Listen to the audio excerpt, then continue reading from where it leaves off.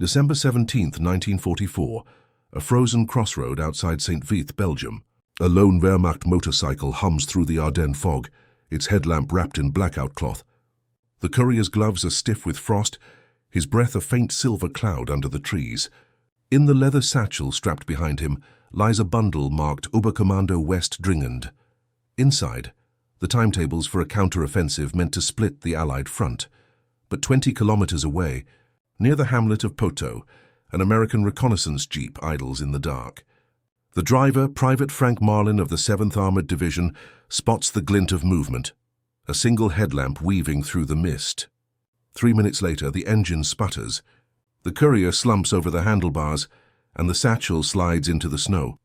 That satchel, logged at the 14th Field Interrogation Center, under report code M243, would move faster than any tank division. Within 48 hours, its contents reached SHAEF headquarters in Versailles. Intercepted orders that forced General Omar Bradley to redraw defensive lines across Belgium. One captured courier, one frozen night, one satchel that would reroute a war. But who was he? What intelligence was truly inside that bundle? And why did the German command send a single rider through terrain already crawling with Allied patrols? The answers lie in a web of secrecy, stretching from Berlin's Reichspostministerium to POW barracks in Texas, where captured couriers would later describe the silent network that once spanned half of Europe. This is the hidden story of the night riders of the Reich, men who carried words instead of bullets, and whose silence, when broken, shifted the course of history. The first light never touched the road that morning. It was December 17, 1944, Ardennes forest near St. Vith, and the world was soundless except for the hum of a motorcycle moving through the fog.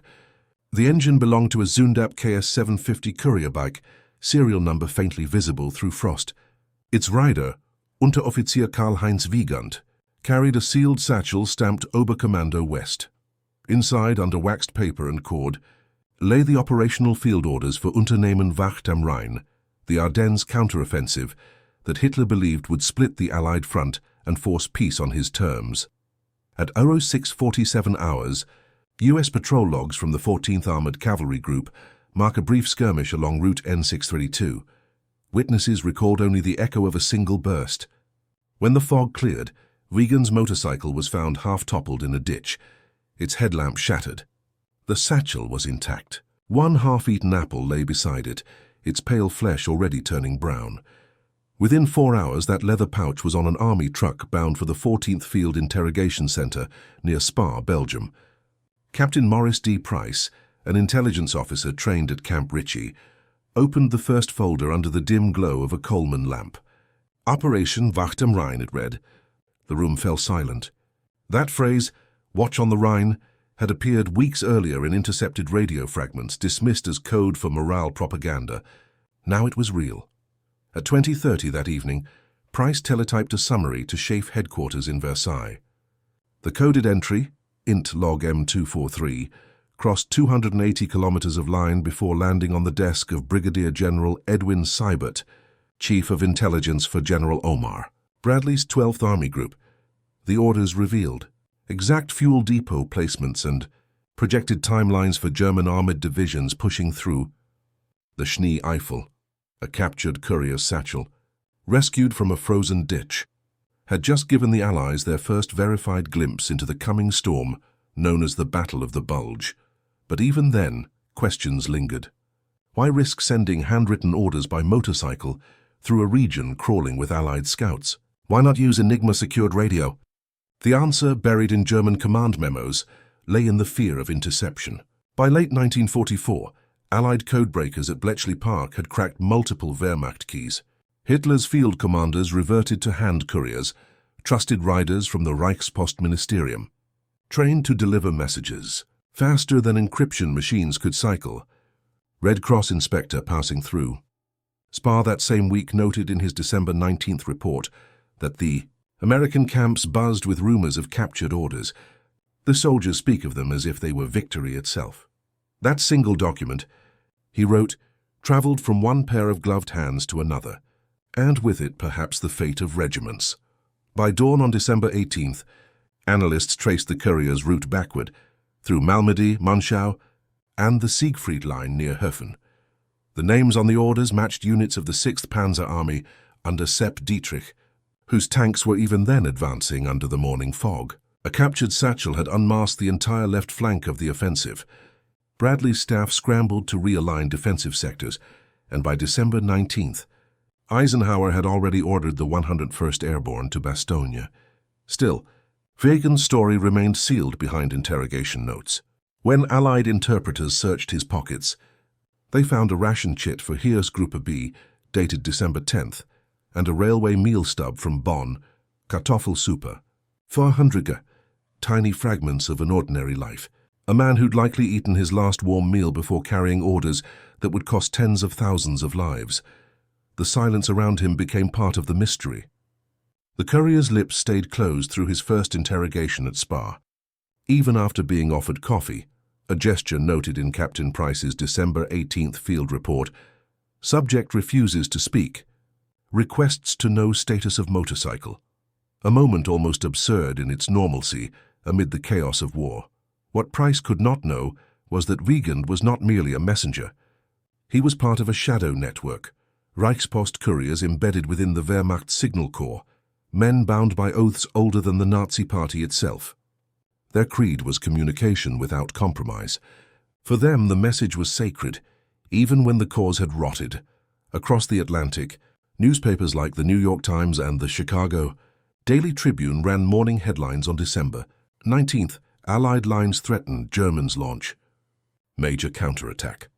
Not one mentioned the captured satchel, but buried inside Schaeff's archives, the document was already being duplicated, translated, and distributed to corps commanders under seal. History was moving in silence, guided by a single stolen letter. Yet perhaps the most haunting question remains: how many wars have turned not on firepower, but on a page of paper carried by one man in the dark? The message always mattered more than the messenger, Captain Price later recalled in a 1947 interview with Stars and Stripes. But sometimes it was the messenger who made us understand the cost. The snow kept falling over St. Vith that night, covering the tire marks, the footprints, and the satchel's imprint in the ditch. Only the story endured. At 05:15 on December 18, 1944, a coded transmission crackled through the long-distance teletype lines connecting Spa to Versailles. The room receiving it was dim, the air thick with pipe smoke and stale coffee. Schaeff Headquarters, Supreme Headquarters Allied Expeditionary Force, operated out of a converted hotel complex on Avenue de Paris. Rows of typewriters and cipher machines hummed beneath blackout curtains, each desk lit by a single green-shaded lamp. And on one of those desks, under the fingers of a weary typist from the Women's Army Corps, came the words that would change the day's orders. Int log M243, captured courier, St. Vith sector. Contains detailed routes for German counteroffensive. Authentication pending. Immediate attention requested. Brigadier General Edwin Seibert, Bradley's chief of intelligence, arrived moments later. He didn't sit. The staff remembered him pacing, coat half-buttoned, as the decoded sheets were handed over. Pages of hand-drawn routes, timestamps, and fuel allocations for Sepp Dietrich's 6th Panzer Army. Each mark was written in tidy Gothic script. One map included a penciled note: Stützpunkt A, Versorgungspunkt 11.500 Liter Benzin. 11,500 liters of fuel, meticulously counted, planned and hidden beneath a forest canopy somewhere in the Ardennes. Outside the windows of Versailles, the French winter dawn was colorless, but in the war rooms urgency filled the air. The courier's satchel was no longer just evidence. It was a blueprint of the enemy's heartbeat. Colonel Benjamin Dixon of G2 Analysis ordered the data retyped and cross-referenced against aerial reconnaissance from December 12th. The alignment was exact. The Germans were not probing. They were attacking. At 09:30, a dispatch truck left Schaeff for Reims carrying duplicates of M243's decoded orders. Its manifest listed classified cargo 1.2 kilo. That single packet of papers weighed less than a canteen, yet its words would pivot the Allied response across half of Europe. Meanwhile, in a nearby corridor, British liaison officers debated whether the document was genuine. The deception operations of 1944, like Operation Fortitude, had left everyone wary of enemy trickery. A lieutenant from MI-19 remarked that, "The Germans know we read everything. Could they be feeding us false trails?" But Seibert's tone was flat when he answered, "No, this is handwriting from the field, and the field bleeds real ink." As verification began, other fragments emerged. The courier's documents referenced Gruppe Piper, Joachim Piper's armored spearhead. Recon photographs taken that morning by the 363rd Tactical Recon Squadron showed armored columns moving through the Losheim Gap. Each report matched the Satchel's timetable within 15 minutes. Proof of authenticity and proof of peril. In one margin of the captured paper, analysts noticed a name: Feldfernkabeltrupp 612, a field telephone detachment. That tiny annotation led Schaff to a chilling conclusion. German couriers were acting as physical relays for command orders, bypassing radio silence to preserve secrecy. Human lines instead of wires. It was the most archaic form of communication, and in its simplicity, almost invisible. A British signal officer later wrote in his January 1945 memo to the War Department that their messages moved by horse, bicycle and motorcycle, as if the 19th century had returned to Europe. Yet, that same simplicity made them unpredictable and deadly effective. By noon, Seibert had already briefed Eisenhower. The Supreme Commander's reaction, recorded in Aide Harry Butcher's diary, was terse. "They're coming through the Ardennes, exactly where we thought they couldn't." The afternoon briefings spread through Allied command like ripples in water. Telegrams left Versailles for Liège, Bastogne, and Namur. Radio silence orders were lifted briefly at 13:10 to transmit the new defensive alignments. In the same window, weather reports predicted continuing fog. Ideal for the German advance, fatal for Allied air support. And then came a moment that no archive can quite capture. In a break room down the corridor, a young British typist named Ellen Marwood, 19 years old, stared at the decoded maps pinned to a corkboard. She'd spent 6 months retyping intercepted orders, but none like this. It looked, she later recalled in a BBC interview, like the war was folding back on itself, lines drawn toward places we'd already fought to free. As night fell, the Versailles war room dimmed its lamps again. Outside, the church bells were silent, rationed to conserve morale, as the local papers put it. But within those walls, M243 had already begun to shift the machinery of command. Supply trains from Calais were redirected, tank battalions rerouted, and radio frequencies rekeyed. One packet, one courier, one chain of command that ran from a frozen road near St. Vith to a war room in Versailles, where an exhausted woman tapped a line of text that would decide the next 72 hours of Western history. And yet, somewhere between the ink and the frost, a question remained unanswered. Who trained men like Wiegand to carry war in silence? The paper trail pointed back east, to Berlin, to the Reichspostministerium, where communication was a weapon of statecraft long before the first shot was fired. That is where the story must return next, into the very engine of the courier network that once made the Third Reich move. Berlin, spring of 1942. The city was already scarred, its streets veined with rubble from Allied raids, its air choked with the smell of fuel and dust. But inside the granite facade of the Reichspostministerium on Wilhelmstrasse, the mood was almost reverent. The marble corridors echoed with the click of heels and the hiss of pneumatic mail tubes. Here, beneath the portrait of Reichspost Minister Wilhelm Ohnesorge, a new kind of soldier was being trained, not with rifles, but with route maps, code sheets, and fuel rations. Every morning, rows of couriers in grey-green coats assembled in the courtyard, their Zundap and BMW R75 motorcycles lined up in perfect symmetry. The vehicles gleamed, oil-streaked steel with panniers embossed with the black eagle of the Reichspost. A logbook entry from May 12, 1942, lists 143 active field couriers assigned to Dienststelle 4, Fernmeldetruppe Nordwest, with 18 more awaiting clearance from the Wehrmacht Nachrichteninspektion. Each man signed his name beside an oath of secrecy that would outlast the war itself. Their mission was deceptively simple: carry sealed dispatches between command sectors that radio silence had rendered blind. Yet the complexity of their world rivaled any frontline division. Trains were unreliable, telegraph lines frequently bombed, and coded radio increasingly vulnerable to interception.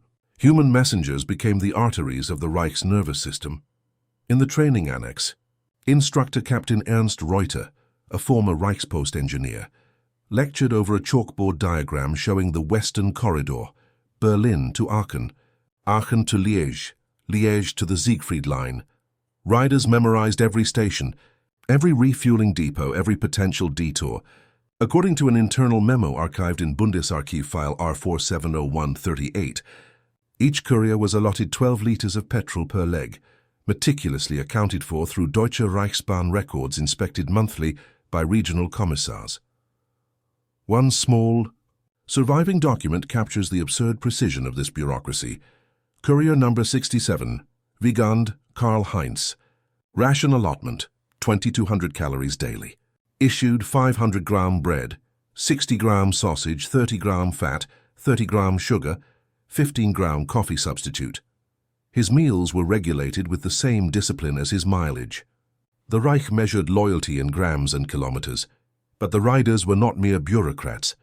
They were ghosts of the road, crossing occupied zones under curfew, sometimes with orders sewn into jacket linings or hidden inside hollowed-out fuel caps. A captured British intelligence circular from 1943 later noted, "Reichspost riders are instructed to destroy messages if compromised. Several have been found dead beside burned documents. It was a war of secrecy, fought in silence and frostbite. By summer of 1942, the Courier Corps had expanded westward. In Aachen, the ICRC documented a visit to the city's central rail yard. Noting Reichspost motorized traffic unusually heavy along Cologne-Liège line, that report, filed in February 1943 by Swiss inspector Armand de Mestral, gives us the only neutral glimpse of the network at its zenith. Men loading dispatch satchels beside mailbags stamped with red wax seals, indistinguishable from ordinary post, except for the guards with carbines watching the loading platforms. Even amid wartime scarcity, these couriers enjoyed strange privileges. While civilians queued for turnip stew and ersatz cigarettes, couriers received ration supplements, extra sugar, petrol coupons, and field meal tins marked Dienstverpflegung. Yet for all their authority, they were still subject to the Reich's suffocating hierarchy. Wages were fixed at 160 Reichsmarks a month, barely above that of a munitions worker. One young courier, Wilhelm Krantz, later recalled in his 1951 memoir, Brief ohne Absender, that we rode through a dying continent, and our pay never matched the risk. His account, preserved in fragments, describes sleeping in signal towers, stealing potatoes from army kitchens, and carrying messages to officers who no longer believed in victory. The dispatches, he wrote, were growing shorter, as if words themselves were running out. In Berlin, propaganda continued to glorify them. Newsreels showed smiling riders delivering sealed envelopes to field marshals, the narrator calling them the veins of the fatherland. But the reality beneath the narration was one of exhaustion. By late 1943, with fuel shortages worsening, some couriers switched to bicycles, pedaling through frozen woods at night, guided only by the glow of phosphorus paint on signposts. It was an empire held together by paper, gasoline and willpower, and all three were dwindling, and yet these were the same men whose routes would later intersect with history in the Ardennes. The same network that trained Wiegand in 1942 would, by 1944, be delivering orders to the front line of Germany's last gamble. Standing in that marble hall in Berlin, none of them could have imagined that the same meticulous discipline, those calorie charts, mileage logs, and sealed envelopes, would one day help unravel the Reich itself. The couriers believed they were binding a nation together. In truth, they were tracing the lines along which it would soon break. The Western Corridor began where Berlin ended, at the marshalling yards of Grunewald, where long trains of covered wagons rolled out nightly toward Aachen. Each one carried soldiers, mail, ammunition, and somewhere within a leather dispatch pouch that might determine the fate of entire divisions. By the summer of 1943, this corridor had become the Reich's arterial line, a 600-kilometer chain of stations, outposts, and fuel stops that connected the central bureaucracy to the crumbling edges of occupied Europe. For the couriers, this route was both lifeline and labyrinth. At 05:40 each morning, the first riders departed under blackout conditions, headlights shaded, engines muffled with canvas to reduce visibility from Allied air patrols. The railway logs from July 1943 record 24 dispatch trains leaving Berlin in a single week. Each assigned 1 or 2 motorcycle couriers for hand delivery between key transfer points. Cologne, Aachen, Liège. The orders themselves bore no names, only signatures like Kiedower West and Geheime Kommandosache. At Aachen's western station, under a canopy still scarred from a February bombing raid, the couriers met their field escorts. The ICRC inspection records for that same month, February 1943, mention uniformed postal detachments transferring sealed packets aboard westbound trains. No civilians permitted on platform. Inspector Armand de Mestral noted in his report that the discipline was absolute, the silence remarkable. Even the locomotives seemed to wait for a signal that came not from the station master, but from the men in grey. The courier's journey from there entered enemy skies. Beyond Aachen lay the Siegfried Line, hundreds of concrete bunkers, tank traps, and communication trenches built to resist invasion. Through this terrain, dispatch riders navigated narrow gravel tracks, often through fog or snow, guided by field signposts painted in luminous white. Each sign bore a code name rather than a town: Waldweg 3, Linie 7, Punkt Adler. It was geography rewritten in cipher. Wiegand's own training log, preserved among Reichspost files, lists his assigned route: Berlin-Cologne Eupen-St. Vith. That line would one day become the same road where he fell. His average leg time, according to field records, was 5 hours, long enough for frost to bite through gloves and for fatigue to blur the edges of discipline. Fuel allotments were tracked with surgical precision, 12 litres per leg, requisitioned through Reichsbahn depots verified weekly by the Wirtschaftsstab West. What the couriers could not know was that Allied reconnaissance had begun to map their invisible highway. The 8th Air Force's photographic section, reviewing sorties from May 1943, noted recurring motorcycle tracks along supply roads near Liège and Spa. The photos, declassified decades later, show faint, looping trails through frost, ghostly signatures of men whose existence the Allies could only guess at. Still, the courier system endured because it filled a void no machine could. Radio signals could be jammed, telegraph lines cut, but a human messenger could improvise, change course, barter with civilians, or hide a message under a false floorboard. One U.S. War Department intelligence summary, dated November 1943, captured this paradox. German communication remains flexible due to human couriers. Primitive yet persistent. They are not lines, they are arteries. The life of a courier was a paradox of privilege and peril. In occupied Belgium, they ate in Wehrmacht canteens where menus still listed ersatz coffee, cabbage soup, and occasionally thin slices of horse meat. Their boots were oiled, their machines maintained, but every kilometer west brought greater risk. For every courier who reached his destination, 2 vanished, caught by patrols, felled by airstrikes, or swallowed by weather. And yet, through it all, the machinery of obedience held. Each courier carried his orders sealed in lacquer and wax. Each knew that breaking the seal meant court-martial, or worse. A captured document from the Cologne Signal Command, dated September 1943, outlines punishment for unauthorized perusal of dispatch contents, summary execution within 24 hours. Words had become as dangerous as bullets. It was around this time that the first cracks began to show. Civilian engineers repairing telegraph lines near Aachen whispered about missing riders, about couriers who never checked in. A few months later, local newspapers, Aachener Zeitung, under tight censorship, published coded reassurances. Postal delays are due to weather. Even the press had to maintain the illusion of continuity, the lie of control, but beneath the surface exhaustion spread. Railway workers watched the convoys with quiet dread, aware that Allied bombers now targeted bridges faster than the Reich could rebuild them. At night, couriers slept in their saddles or in barns commandeered from Belgian farmers. One diary fragment from an unknown courier, recovered near Liège in 1944, reads simply, "I am tired of riding to places that no longer exist." By the end of 1943, the Western Corridor had become a shadow of its former self, a relay of ghosts moving through the ruins of empire.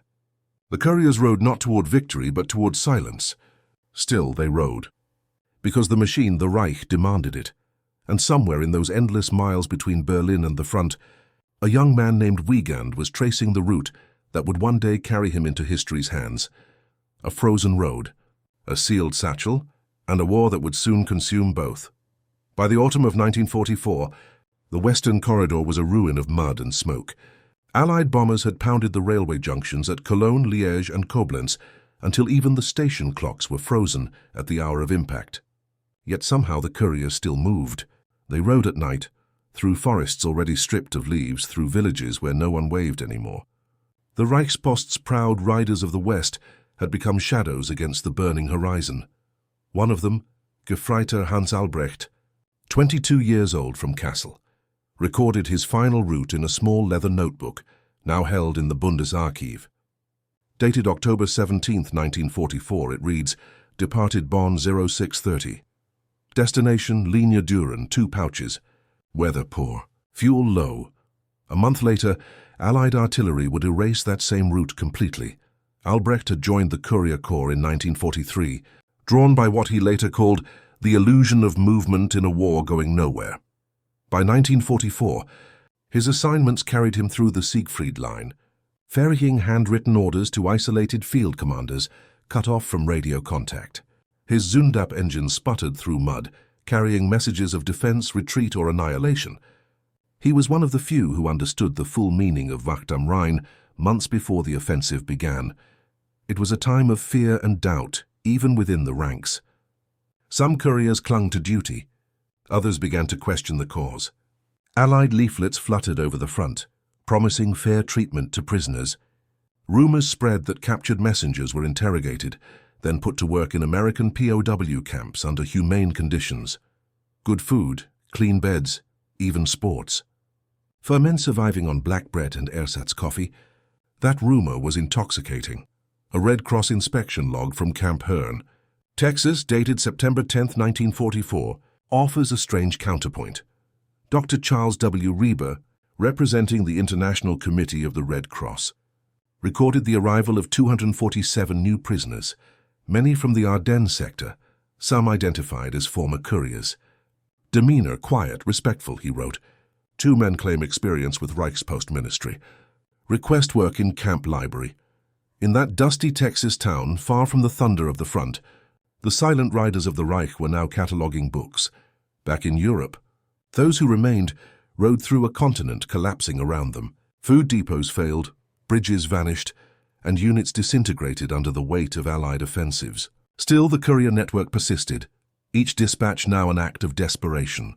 Some carried revised defensive orders, others bore letters of surrender. The irony was merciless. The same men once entrusted to deliver Hitler's most secret directives were now ferrying the documents that signaled his defeat. By late October, Allied intelligence units had begun to unravel the system. In Luxembourg, the OSS Field Team 812 intercepted a courier disguised as a railway mechanic. Hidden in his tool chest were 3 sealed envelopes labeled Geheime Kommandosache. Inside were topographical sketches of the Eiffel positions and code, phrases for Wacht am Rhein. The find was small but explosive, confirmation that the Germans were preparing a concentrated push in the west despite their dwindling fuel reserves. A memo from that operation, OSS Field Report number 812, October 27, 1944, notes tersely, interrogation of courier suggests Courier Corps under strain. Morale low, describes fatalism among riders. No one returns twice from Liège.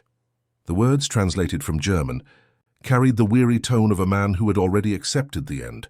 Yet even in that despair, the discipline held. Albrecht's final delivery occurred on November 3, 1944, near Monschau. Witnesses from his battalion later recalled how he arrived soaked, his goggles iced over, his gloves stiff. He saluted, handed over his dispatch, and asked simply, "Any news from home?" The officer's reply was silence. Within hours, Allied artillery obliterated the outpost. His motorcycle was later found by American troops, its sidecar pierced by shrapnel, the odometer frozen at 47,312 kilometers. Across the ocean, life continued in an uncanny mirror image. In Camp Hearne, those same couriers, now prisoners, ate 300 calories a day under the Geneva Convention, attended lectures on English and American civics, and watched baseball on Sundays. "We were treated like human beings," one of them later told a War Department interviewer. "It was confusing. We were taught loyalty to an empire that no longer existed. How strange that the men who once carried the Reich's orders by night were now learning the principles of democracy under the Texas sun." But in Europe, the remaining couriers had no such salvation. They rode through a landscape collapsing into itself, rail lines twisted by bombs, bridges sagging into rivers, villages emptied by retreat.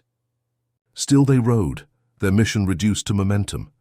A single line from an OSS interrogator's diary captures it best. "They deliver silence now. The envelopes are empty, but they ride anyway." And so, as the winter of 1944 closed in, the courier network's pulse flickered but did not die. It was preparing one last surge, an operation that would send hundreds of riders into the fog-drenched forests of the Ardennes. They would carry the orders for Wacht am Rhein, unaware that those papers would soon fall into Allied hands and alter the course of the war. The shadows were gathering on both sides of the line. The couriers were still moving, but history was closing in faster. Dawn over the Eifel Ridge, December 1944. Frost lay thick on the wire, and the birch trees snapped faintly in the cold. Below the ridgeline, a column of motorcycles crouched in shadow. Engines ticking softly, men hunched low, eyes rimmed with sleeplessness. They were the last of the Reichspost's field couriers, reassigned now to Heeresgruppe B under Sepp Dietrich's 6th Panzer Army. The war had reached its final act, and the couriers were its messengers, carrying not victory but the echo of a dying empire. Their orders were simple and suicidal. Deliver sealed directives for Unternehmen Wacht am Rhein, the Ardennes counter-offensive, across 200 kilometers of enemy-interdicted roads. Each dispatch bore a crimson stamp, nur durchboten, höchste geheim. Only by messenger, top secret. Even the commanding generals were to receive their orders in person, from gloved hands to gloved hands. A Wehrmacht field log from December 12, 1944, lists 48 couriers assigned to this task. By December 20th, only 14 had checked in. The rest were missing, presumed dead or captured. It was through one of these, the young Unteroffizier Karl-Heinz Wiegand, that the Allies would learn of the entire offensive plan. But before the satchel was lost in the snow near St. Vith, it had passed through half a dozen checkpoints, each one a fading outpost of the German command network. Inside the bunkers along the Siegfried Line, the couriers waited beside artillerymen too numb to speak. The air reeked of oil and sweat. Stoves hissed weakly against the cold. Officers dictated last-minute updates by candlelight, while the couriers copied them by hand. Ink freezing in the nibs, blotches turning blue on the paper. One report dated December 13, 1944, from the 12th Volksgrenadier Division Signal Unit reads, "Message courier delayed. Snow impassable. Orders hand-carried by alternate route." Even nature, it seemed, was conspiring against them. Among those bunkers there was a strange mixture of fatalism and defiance. The war's ideological fire had cooled. Now only duty remained. One captured diary, recovered by U.S. troops near Prüm, carries the line, "I ride because they told me to. The Reich is finished, but my route is not." The handwriting trembles at the end, as though the author had been writing in a moving vehicle. While the couriers rode westward, Allied intelligence units rode east. In Luxembourg, OSS detachments monitored rural roads at night, using searchlights covered with red filters to spot movement. A single glint of metal could trigger an ambush. Some couriers were captured alive, others killed instantly. Their messages recovered half-burned or clutched in frozen hands. The OSS post-action report dated December 18, 1944, described one such scene. One rider stopped at bridge crossing, refused to surrender, shot through satchel. Contents partially legible. Those fragments would later match the route orders sent through St. Vith, the same orders that would derail Hitler's gamble. And yet, in the midst of chaos, something human persisted. One American MP, Corporal John T. Ridley of the 289th Infantry, recalled in an interview decades later how they found a captured courier, no older than 20, shivering under his greatcoat, clutching a photograph of his mother. Ridley offered him a cigarette. He didn't take it, he said. He just stared at the smoke like it was another world he couldn't reach. That small moment, two soldiers under the same grey sky, neither speaking the other's language, seemed to mirror the larger collapse of communication that had defined the war itself. For years, messages had moved faster than understanding. Orders crossed borders while empathy stayed behind. In the German camps behind the lines, the surviving couriers watched their world disintegrate. News from Berlin came rarely, carried by rumor more than by dispatch. Some whispered that Himmler had ordered couriers reassigned to home defense units. Others said the postal corps was being dissolved entirely. A few burned their satchels and uniforms, hoping to blend in with retreating civilians. But there were still those who refused to stop. When captured after the Battle of the Bulge, a courier named Franz Adler told American interrogators, "If I had stopped riding, everything would stop." That was how they made us think. His words appear in an interrogation note from the U.S. War Department's European Theater Intelligence Division, filed January 3, 1945. One line from the report stands out: "Subject exhibits obedience as reflex. No ideological conviction remains." That obedience, the mechanical continuation of a vanished purpose, was the last echo of the Reichspost's empire of motion. Even as Berlin burned months later, couriers still tried to deliver orders to units that no longer existed. Messages arrived at empty depots, at divisions dissolved in smoke, at officers already dead. They had become messengers without receivers, voices carried into silence. As the Ardennes offensive collapsed, Allied soldiers began collecting the abandoned motorcycles, hundreds of them, their tires sunk into snow, their fuel tanks half empty. Some were photographed by U.S. Signal Corps units and later published in Stars and Stripes. Endless rows of frozen machines, their license plates marked WH, Wehrmacht here. The caption read, simply, "The last riders did not return." By January 1945, the courier network was gone. The lines it once connected, the ministries, the commands, the ambitions had all been severed. What remained were men scattered across Europe, many soon to become prisoners, their loyalty now measured not in kilometers, but in silence. And so, when those same couriers later sat behind barbed wire in the American camps, they faced a different kind of message, a new idea carried not by sealed satchels but by books, lectures, and the strange persuasive rhythm of democracy. The age of the riders had ended. But their transformation was only beginning. Spring sunlight cut across the barbed wire of Camp Hearne, Texas, in April 1945. The war in Europe was nearly over, though the men behind the wire did not yet know it. A Red Cross flag fluttered weakly from the watchtower, and the morning bugle echoed over rows of wooden barracks. In Compound C, a group of former German couriers, men who had once raced through shellfire, now lined up for breakfast: oatmeal, white bread, and a cup of strong coffee.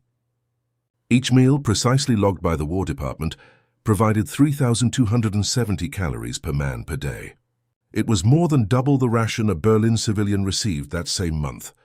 A report from Lieutenant Harold S. Beckett, camp education officer, dated April 18, 1945, opens with a single line: "The men are learning to write again." He wasn't referring to literacy, they were already well educated, but to the way their hands had stopped trembling when holding pens. The same fingers that once clutched the throttle of a Zundap were now copying English vocabulary onto lined paper. Courier became messenger, order became message, Reich became state. That quiet retraining of language was not accidental. It was part of a vast coordinated experiment, what U.S. authorities called re-education programs, for German prisoners of war. In Camp Hearne alone, over 200 men attended weekly seminars by mid-1945. Topics ranged from the American press and free debate to civic responsibility in a democratic society. What had begun as a camp routine evolved into something profound: the dismantling of obedience through conversation. Imagine the scene inside. Barracks 12, that April afternoon. Sunlight slanting across plywood tables, stacks of donated newspapers, the Dallas Morning News, the Christian Science Monitor, Stars and Stripes. The prisoners were allowed to read them freely, so long as the German language papers were vetted by censors. The sight must have been surreal. Men who once risked death to deliver sealed orders now discussing Roosevelt's funeral, the upcoming San Francisco Conference, and the end of Hitler's regime. One courier, Karl-Heinz Wiegand, the same who had lost his satchel near St. Vith, kept a notebook during those classes, preserved today in the University of Texas archives. Its first page reads, "Freedom of speech is dangerous, but perhaps necessary." On the next page, "Democracy is built on trust, not on fear." The handwriting is uneven, as though still learning the shape of the new words. Every week the camp's small library expanded. By May 1945, it held 3,142 volumes, from Shakespeare to Goethe to translated U.S. civics manuals. The library records show a curious trend. The most borrowed title that spring was Thomas Paine's Common, since men who once carried typed directives across the Ardennes now poured over an 18th century call for self-government. A Red Cross inspection by Dr. Pierre Mercier in May 1945 noted the camp's remarkably studious atmosphere. His report to Geneva recorded, "The Germans here show eagerness to discuss, even to argue." The tone of conversation has shifted from fatalism to curiosity. For many of these prisoners, this was their first encounter with genuine intellectual freedom. The irony was not lost on them. They were captives, yet freer than they had ever been under the Reich. Still, not all adapted easily. Some older sergeants mocked the classes as softening. Others whispered of loyalty to the fatherland, though the radio, by now broadcasting Allied victory bulletins, made such faith harder to sustain. The dividing line between belief and disbelief cut straight through the camp. At night, debates flared over whether a nation could be rebuilt without obedience, or whether discipline itself was the only thing left to hold on to. One evening, during a film screening of Why We Fight, an American-made documentary, an older prisoner stood up and left halfway through. "Too much light," he muttered. "Too bright." His name was Albrecht, the courier from Kassel, presumed dead in November 1944, now confirmed to have survived capture near Monschau. A War Department psychological profile on him, Case Study Tab 72, Camp Hearne, described him as obedient, intelligent, showing signs of moral fatigue. When interviewed about his wartime duties, he said quietly, "I carried words that were not mine. Perhaps now I can carry my own." That sentence, more than any order or report, captured the transformation underway. The couriers, once instruments of secrecy, were becoming instruments of thought. The satchel had been replaced by the notebook, the delivery route by a classroom discussion. The messenger, for the first time, was allowed to question the message. Outside the fence, Texas thunderclouds gathered over the plains. In the town nearby, American women filled wartime factory jobs, driving jeeps and welding Liberty ship plates, symbols of a society remade by its own mobilization. When the prisoners looked through the wire, they saw those women at work and felt, perhaps for the first time, the paradox of modernity. The conqueror's strength was not in fear or hierarchy, but in flexibility and inclusion. A single question seemed to echo across the compound that spring. What happens when obedience is replaced by understanding? And in that question, uttered by men who had once delivered orders without ever reading them, lay the fragile seed of post-war Germany's rebirth. Summer came early to Texas in June 1945. The mesquite trees shimmered in the heat, and dust curled along the wire fences of Camp Hearne. Inside the compound, the air was heavy with the smell of ink and paper, a strange scent for a prisoner of war camp. Rows of men bent over typewriters, salvaged from an old supply depot, the clatter of keys replacing the rattle of rifles. What they were building was not a fortress, but something far quieter, a newspaper. The camp's official paper was titled Der Ruf, The Call. Its first issue rolled off the press on June 21, 1945, under the supervision of U.S. War Department educators. Printed on coarse grey stock, it carried a headline that startled even its own editors. "Germany's future lies in truth." Beneath it ran columns on literature, politics, and the nature of democracy. No slogans, no orders, just questions. That paper would become one of the most influential experiments in the re-education of German POWs. Its circulation within Camp Hearne reached 4,000 copies per issue, then spread to other camps across the South. from Camp Swift in Texas to Camp Shanks in New York. Its editors, many of them former Wehrmacht officers, teachers or yes, couriers, debated fiercely over tone and content. "We must write not as servants of power," one of them declared in an editorial meeting, "but as servants of clarity." A War Department internal memo dated July 3, 1945, signed by Major Henry S. Eaton, described Daruf as an encouraging phenomenon of intellectual autonomy among German prisoners. Eaton noted that the editorial team had self-corrected several instances of nationalist rhetoric without intervention, a small but astonishing shift. The men who once carried propaganda across Europe were now censoring it out of their own work. Each issue contained translated articles from Time, Newsweek, and the Atlantic Monthly. It also published letters from American readers, factory workers, teachers, even high school students, who wrote to the prisoners out of curiosity. One letter, published on August 5, 1945, came from a 19-year-old typist in Ohio. "If you are learning about democracy, I am glad. Maybe you will tell your people what freedom sounds like." That single line became the editorial team's unofficial motto. It appeared on the wall above the typewriters, scrawled in pencil, "What freedom sounds like." Meanwhile, beyond the wire, the war's full consequences were surfacing. Newspapers reported the liberation of concentration camps. Buchenwald, Dachau, Bergen-Belsen, and the prisoners in Hearne were made to read those accounts. Some reacted with disbelief, others with silence. During one discussion session, Albrecht, the courier from Kassel, stood and said softly, "We delivered the orders, but we never saw the destinations." No one replied. By August, re-education classes expanded into formal lectures. A program called Democracy in Action began, with over 2,300 POWs enrolled nationwide by the War Department's count. Camp Hearne's chapter hosted debates on federalism, free press, and economic reconstruction. Former couriers, once experts in secrecy, now debated transparency as a civic virtue. A visiting inspector from the Office of War Information, Martha J. Ellsworth, wrote in her report, Sept. 2, 1945, "The men show a striking transformation. Their language is precise, their tone calm. They no longer speak of orders, they speak of opinions. Evenings were marked by small miracles of normalcy. A choir formed in Barracks 9, singing Schubert and folk songs.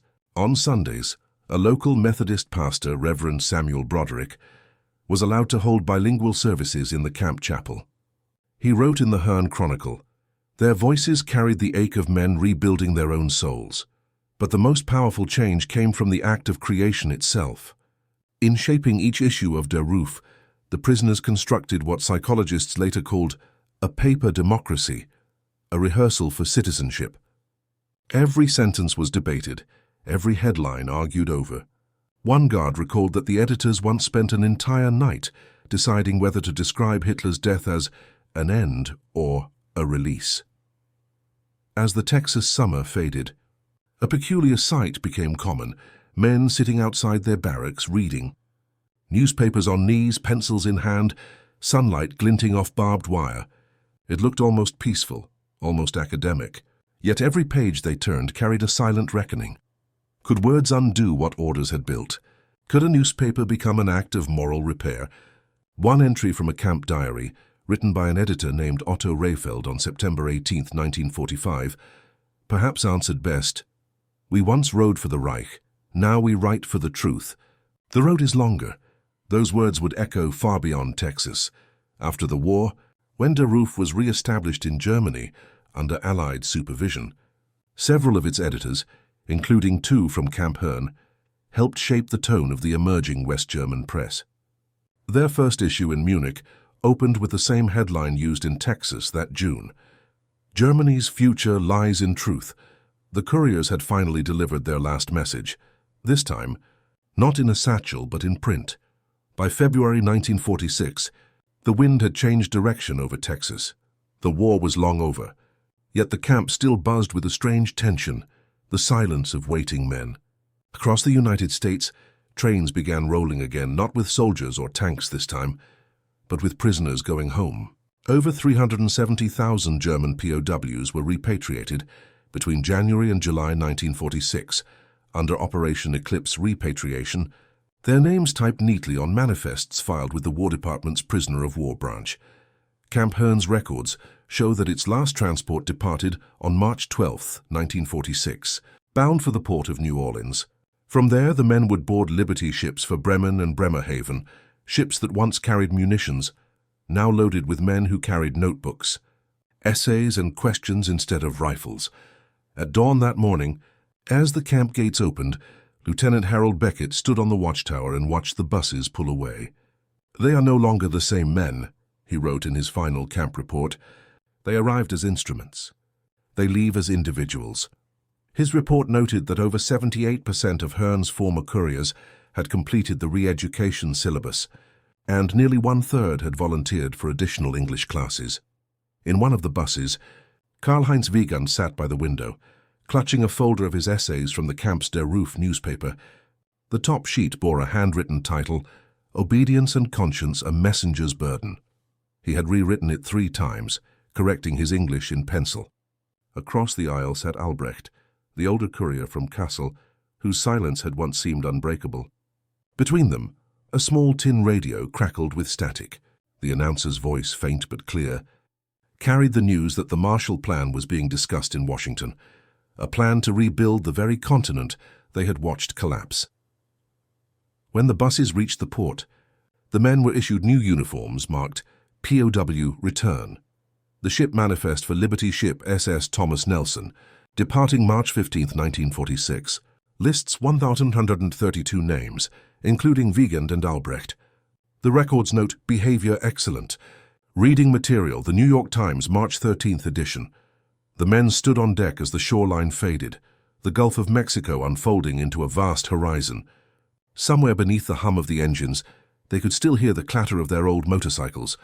The ghosts of the roads they once rode. On board, the conversations turned to what awaited them in Germany. Some feared Allied occupation, others dreamed of rebuilding their villages.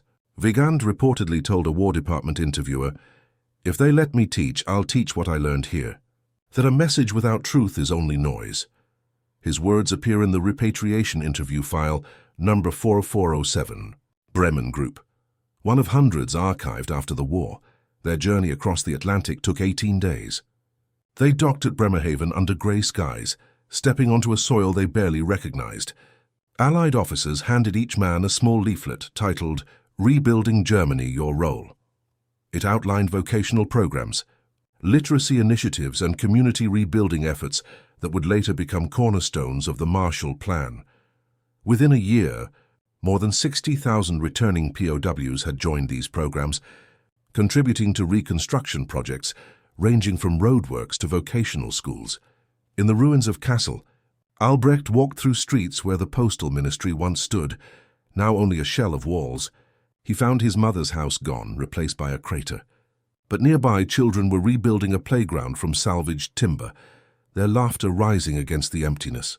He later wrote to an American guard named Ridley, the same who had offered him a cigarette in 1944, saying, "You were right. Smoke rises no matter what side the wind comes from." The letters between former prisoners and their American counterparts became a quiet postscript to the war. Some of these correspondences lasted decades, crossing the new ocean of peace. Wiegand's letters to Lieutenant Beckett, preserved in the Texas A&M Historical Archive, reveal a tone both wistful and forward-looking. In one from December 1947, he wrote, "I teach now. The students ask about America. I tell them the air there was wide, and so were the thoughts." Meanwhile, Der Ruf, reborn in Munich under Allied oversight, became one of West Germany's most respected post-war journals. Its founding editors included 2 former Camp Hearne prisoners, Otto Rehfeld and Heinrich Rauscher. Their mission statement read, "To question authority without fear is not treason, it is citizenship." The newspaper's early essays on democracy and responsibility helped shape a generation's political vocabulary, influencing post-war youth groups and even early Bundestag debates. What began as a wartime experiment behind barbed wire had become part of the intellectual foundation of modern Germany. And yet, for all the triumph of rebuilding, there lingered the echo of a question once whispered in the barracks: can a man ever outrun the orders he once carried?